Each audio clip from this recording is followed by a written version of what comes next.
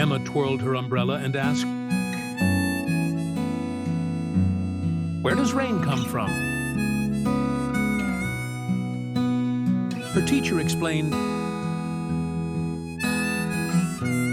"It's all part of the magical water cycle. Water rises as vapor, forms clouds,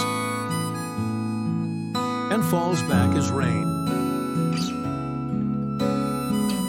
Rain helps flowers bloom and rivers flow."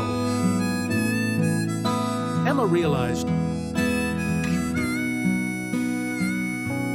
rain is nature's way of keeping the world alive. Rain forms when water vapor condenses into droplets.